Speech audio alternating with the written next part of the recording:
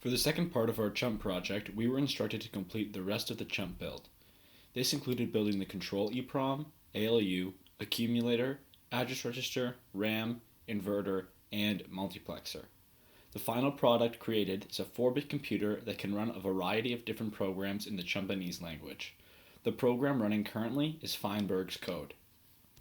One of the key things to understand in order to build the CHUMP computer is how the control codes work. These are a set of codes that correspond to the opcode of each instruction in the Chumpinese language. Let's dissect each bit of the control codes. To start off, the S3 to S0 pins go directly to the ALU along with the M and C bits.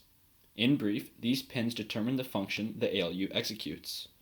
The A bit, otherwise known as the accum bit, goes to the accumulator and enables or disables the chip.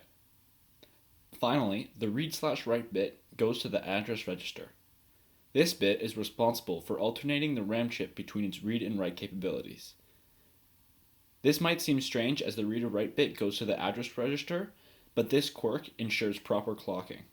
In order for a branching instruction to occur, both C and Z lines must be high. These are two control lines that are connected to two inputs of a NAND gate.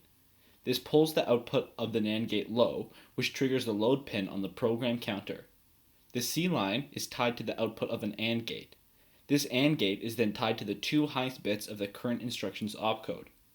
Because only the goto and if0 instructions have both these bits high, only when these instructions are executing will the output of the AND gate be high. The Z line is then attached to the A equals B pin on the ALU. The A equals B pin is simply the output of a 4-input AND gate where all the inputs are tied to the function pins.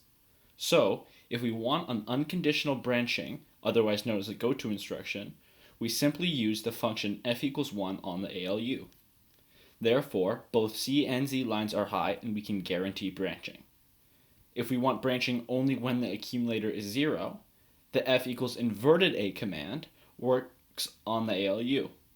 This makes the A equals B pin high only when the accumulator is equal to 0.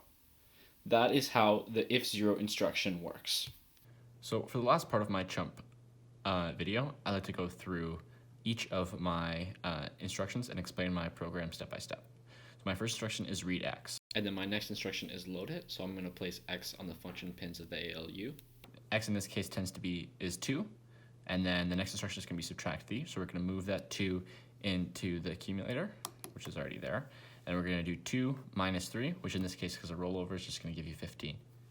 Then the next step is an if0 command, so 15 is obviously not equal to 0, so our C line is high because it's an if0 command, but our Z line is not high because our function pins are not high. So we're just going to move along in the program then. So now we're going to read X, so I already explained this one. We're going to load it again. I'm just going to put it into the function, and then we're going to add 1. So we're going to add A plus B, so we're just going to get 3 on the outputs of the function, outputs of the ALU. And then we're going to store that. So we're going to store 2. So now 3 is sitting on the accumulator. Even though it only requires one instruction to store 2, it actually only occurs on the next instruction, which in our case is a goto instruction. So now 3 is stored in X. So now this is a goto instruction, so we just have an f equals A in the ALU. All of them are high, A equals B pin are high, branching. Now we're going to go back to the beginning. So I've already explained this, read X, load it, then we're going to put it there, and then we're going to minus 3. Oh, look at this, now it's equal to 0. So now we're going to do this, and in an if0 command, oh yes, that accumulator is equal to 0, so this is all going to be high, A equals B pin is high, C pin is high, and now we can do a branching command. So notice here, we jump to address 6. So address 6 in my case, we're going to read X. Like I said, we've already explained this. Load it, and then we're going to read Y. So this is going to be moved into here. Then we're going to read Y. So in this case, Y is 7, and now we're going to subtract it. So what this means is we're going to take whatever's in Y and then subtract it of what's in the accumulator.